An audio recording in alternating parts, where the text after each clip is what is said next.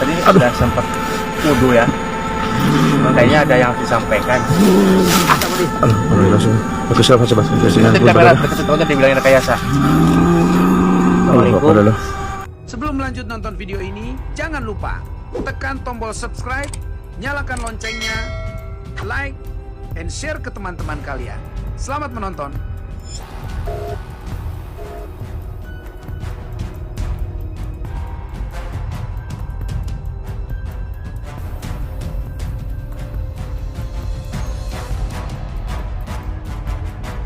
Keluarkan dunia dari hatimu. Dekatkan hatimu dengan keimanan.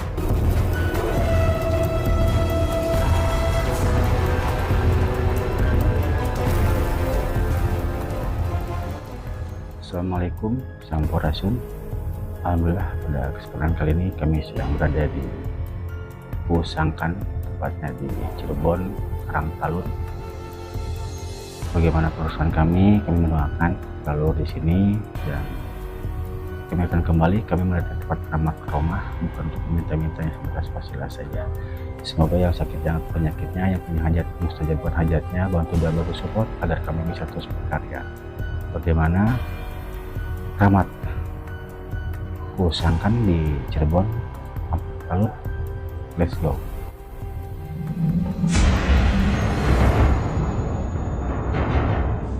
Sejarah Pangeran Cakrabuana.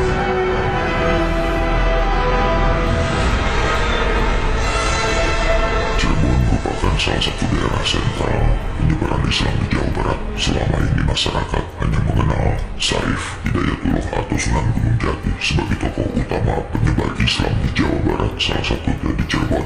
Tetapi jika ditelusuri lebih jauh, tokoh babat Islam di Cirebon atau orang yang pertama membangun fondasi keislaman adalah Mbah Kuwusangkan. Mbah Kuwusangkan merupakan paman dari Syarif Hidayatullah. Mbah Kuwusangkan atau yang dikenal dengan Pangeran Cakrabuana lahir pada tahun 1423 Masehi. Mbah Kuwusangkan merupakan anak pertama dari pasangan Prabu Siliwangi dan Nyima Subanglarang. Ibu Pangeran Cakrabuana sendiri merupakan santri dari pesantren Syekh Kuro di Karawang.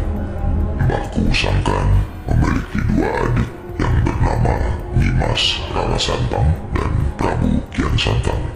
Sebagai putra mahkota, Mbah Kuwu mewarisi sifat kepemimpinan ayahandanya yaitu Prabu Siliwangi. Hal ini terbukti dari pencapaiannya yang berhasil menduduki tahta Cirebon di bawah kerajaan Pasundan yang saat itu dipimpin Raja Galuh, dan Mbah Kuwusangkan merupakan raja pertama.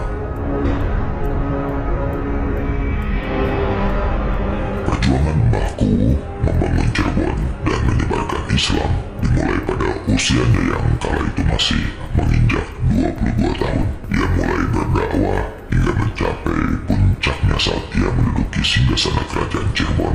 Dari situ memiliki kekuatan untuk memperluas wilayah dakwahnya. Kekuatan yang dimiliki diantaranya Ajian Cakra Biwara, Ajian Pancawarna Tunggal Jati, Aji Waringin Sungsang, dan sebagainya.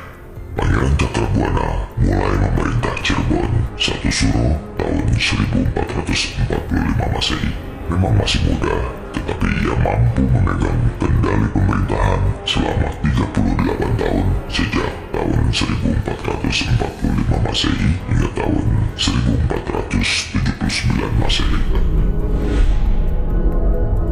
Mbah Kuwu juga memiliki kriteria kepeloporian, pengembangan ilmu pengetahuan, dan peradaban yang sangat tinggi. Ia senantiasa menaruh perhatian besar terhadap berbagai macam ilmu pengetahuan, sastra, dan seni budaya, melestarikan dan mengembangkannya. Ia dididik ilmu kemiliteran, politik, dan kesaktian sejak kecil. Demi mencerdaskan anaknya, ia serahkan kepada ulama-ulama besar pada zamannya yang menguasai bidang kajian ilmu agama Islam, sastra, falak, dan kesaktian. Mereka adalah Syekh Kuratulain, Syekh Nurjati, Syekh Bayanyoh, Ki Gede Danowarsi, Ki Gede Naga Kumbang, dan Ki Gede Bango Cangak. Dakwah Islam mulai menyebar luas di daerah Cirebon, Kuningan, Majalengka, Indramayu, Subang, Sumedang, Purwakarta, Karawang, Priangan, Bogor yang kemudian mengalir ke Banten. Dari proses dakwah itu, wilayah Keraton Cirebon menjadi satu antara bagian utara dan selatan, antara Cirebon dan Banten. Kemudian ibu kota kerajaan Cirebon dipindahkan ke Lemah Wungkuk di sana, lalu didirikan keraton baru yang dinamakan Keraton Pakungwati. Semasa hidupnya, Mbahku sendiri memiliki 2 istri, yaitu Nyimas Endang Gelis dan Ratna Lilis.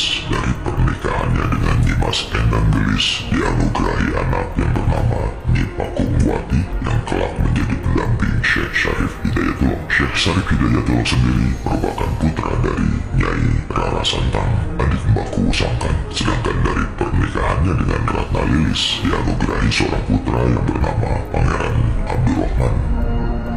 Mbahku ini bukan nama asli, melainkan sebuah gelar. Menurut juru kunci, mbahku ini memiliki nama lahir Raden Walang Sungsang dan mempunyai 4 nama lainnya, yaitu Cakrabuana, Haji Abdullah Iman, Syekh Somadullah, dan Mbahku Sangkan. Cirebon identik dengan Pangeran Cakrabuana. Namanya diabadikan dengan sebutan Mbahku Cirebon. Pangeran Cakrabuana adalah tokoh sentral cikal bakal lahirnya Cirebon. Pangeran Cakrabuana memiliki sejumlah nama yang populer.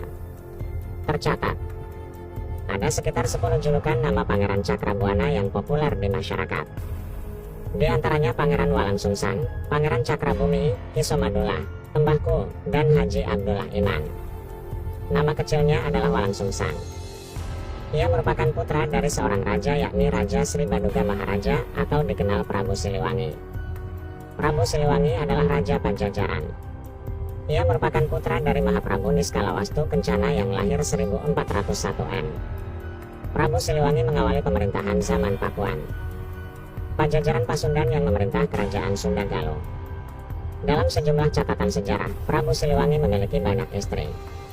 Berdasarkan versi naskah Carita Parahyangan, ada 56 wanita. Namun tidak ditegaskan statusnya sebagai istri atau bukan.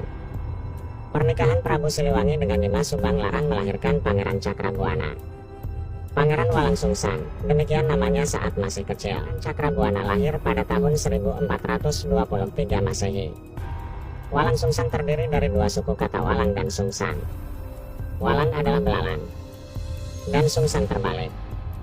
Jadi Walang Sungsang adalah belalang terbalik.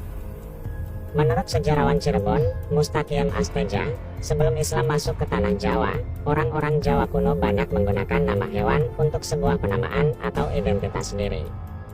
Seperti hayam buruk, gajah mada, kebokanegara, dan masih banyak lagi.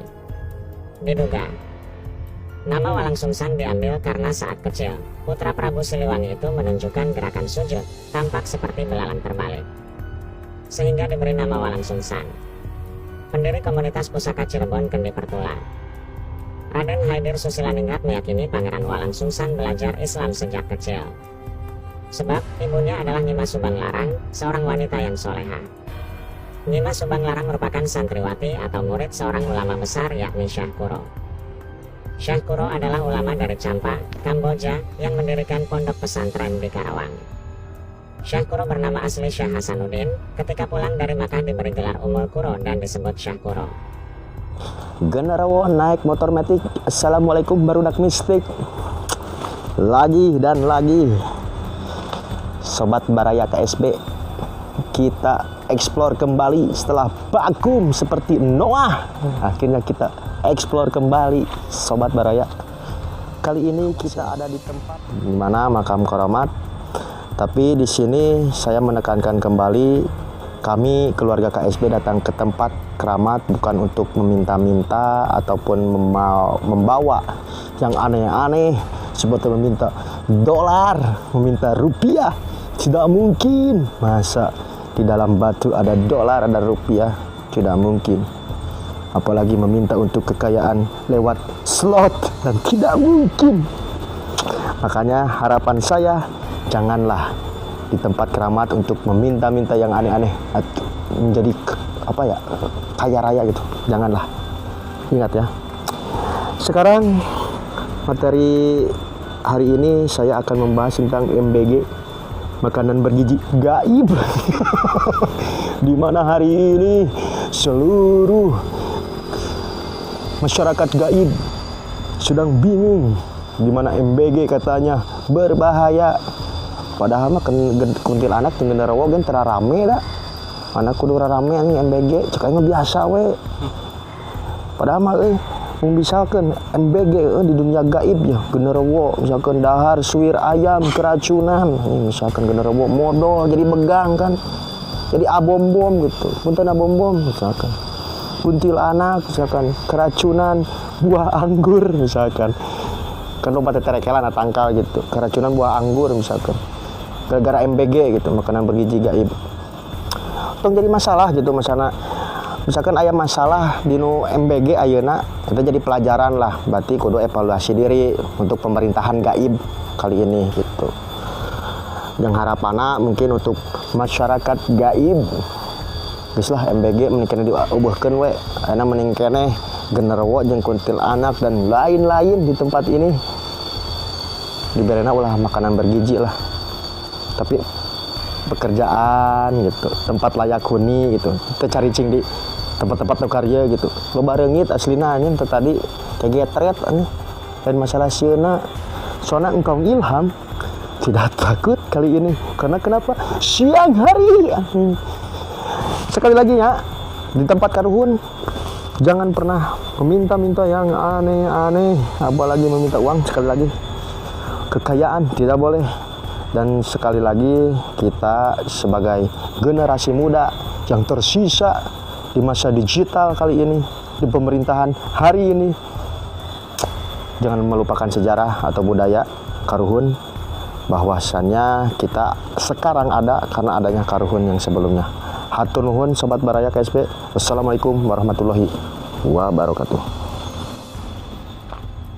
Alhamdulillah, pada kesempatan kali ini kami sudah ziarah di Usangkan, tepatnya di kota Cirebon, Kampung Talun, dan kami akan lanjut ke Sunan Gunung Jati. Mudah-mudahan dapat bermanfaatnya, bantu support agar kami bisa terus berkarya. Kami mohon maaf yang sebesar-besarnya apabila ada salah kata atau tingkah laku yang kurang berkenan. Ambil point of view-nya di channel kami, ambil yang baik-baiknya, ambil yang jelek-jeleknya. Assalamualaikum, sampurasun, salam kuncup Nusantara.